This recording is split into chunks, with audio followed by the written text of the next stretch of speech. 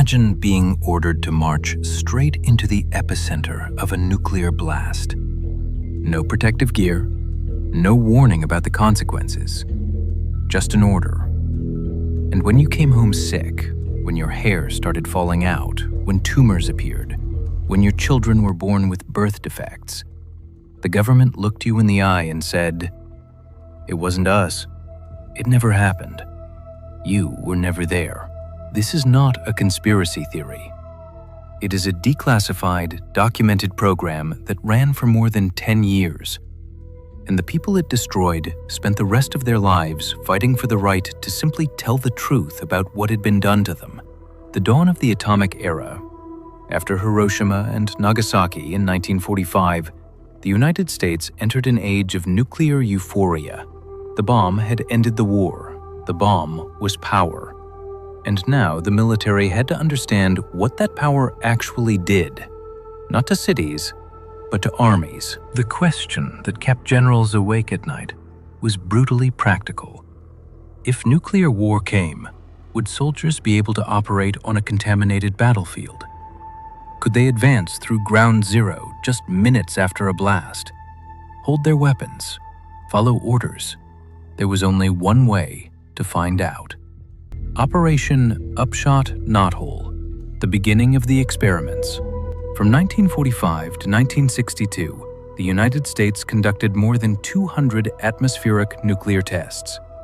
Many of them included a component that was never publicly discussed: live observers placed at a calculated distance from the blast.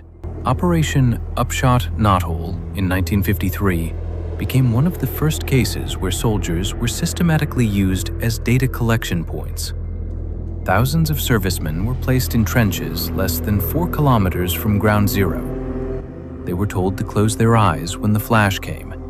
They were told the radiation was safe. Some were ordered to stand up and march toward the mushroom cloud immediately after the blast. Through the dust, through the debris, across ground that was still hot.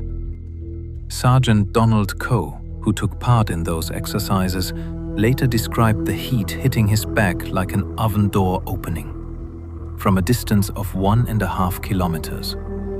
He described the ground shaking, how afterward he was told everything was normal, the levels were acceptable, and what he had seen was not something he should talk about. He was 22 years old. And here is the detail that shows the true scale of the cynicism. In some tests, soldiers were intentionally placed there without dosimeters, officially, so they would not become anxious. The real reason recorded in internal documents, so there would be no official exposure data they could later use as evidence. The scale of the program. The numbers are staggering. An estimated 400,000 American servicemen were exposed to nuclear radiation during atmospheric tests in the occupation of Hiroshima and Nagasaki. They served in every branch of the military. Many were young conscripts who had no choice. The military's own documents, declassified decades later, show that commanders knew about the risks. Internal memos from the Atomic Energy Commission discussed acceptable exposure levels in language that made one thing clear. They were balancing military data collection against human losses. The soldiers were not told they were part of an experiment. They were told it was a military exercise. After the tests, they were given papers to sign. Many later described signing documents without really reading them, or being told verbally that what they had seen was a matter of state secrecy. Talking about it was not simply discouraged. For many, it was presented as a criminal offense under national security laws. Dosimeter readings, meanwhile, were recorded selectively. If a soldier received a dose above the acceptable limit, the numbers were sometimes adjusted in the paperwork so he could be sent into the next test. Some veterans went through several blasts in a row. One documented case involved a serviceman who took part in 6 separate test detonations over the course of 2 years. Coming home. The illnesses came slowly, and then all at once. Leukemia in men in their 30s, thyroid cancer, lung cancer in non-smokers, cataracts so severe that veterans went blind. And then, the detail that broke many of them completely: children born with birth defects, with no family history, no explanation, daughters with cancers of the reproductive organs, sons with rare chromosomal disorders. The veterans went to the Department of Veterans Affairs. They were denied. They went to Congress. They were ignored. For decades, the government's official position was unambiguous. There was no proven connection between service and illness. The burden of proof fell entirely on sick people who had no access to the classified data about their own radiation exposure. Paul Cooper, an Air Force veteran who went through the Nevada test site in 1957, developed multiple myeloma in his 50s. When he applied for disability benefits, the Department of Veterans Affairs denied him 11 times over 14 years. He died before a decision was made on his final appeal. His case was not an exception. It was the rule.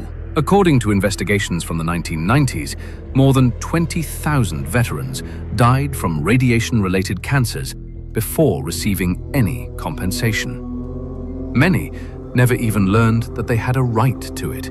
Silence begins to crack. It took grassroots organizing by the veterans themselves to begin breaking the official silence. In the 1970s, small groups of atomic veterans began finding each other in hospitals, through letters, through mutual acquaintances. They compared diagnoses, compared service locations, compared the documents they had managed to keep. In 1979, the National Association of Atomic Veterans was founded. They lobbied. They testified before Congress. They welcomed journalists into their homes and showed them medical records and discharge papers. In 1988, Congress passed the Radiation-Exposed Veterans Compensation Act, the first official acknowledgement that the government owed something to these people. The law covered a specific list of cancers for veterans who could prove they were present at specific tests. The list was too short. The evidence requirements were too strict. Many veterans died waiting. What the declassified documents revealed: when archives began to be declassified in the 1990s and 2000s, it confirmed what veterans had been saying for decades. The military kept detailed records of radiation levels, records that were never given to the soldiers themselves or to their doctors. Internal reports documented cases where dosimeter readings were intentionally lowered, so soldiers would not exceed the acceptable limit and could keep participating in later tests. Some documents showed that researchers tracked veterans' health for years after the tests, not to help them, but to collect data, while never informing the participants themselves about the risks that had been identified. At the same time, the CIA and the Atomic Energy Commission jointly funded a program called Project Gabriel, a secret study of how many nuclear explosions it would take to make the Earth uninhabitable. Part of the data came from living human subjects.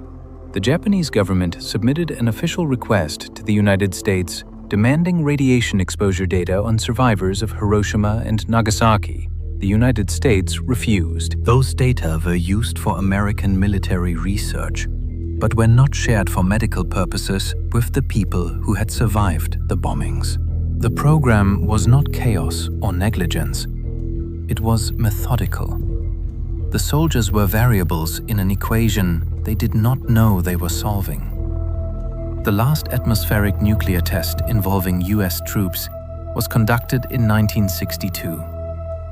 Full government documentation for some of the tests remains classified to this day.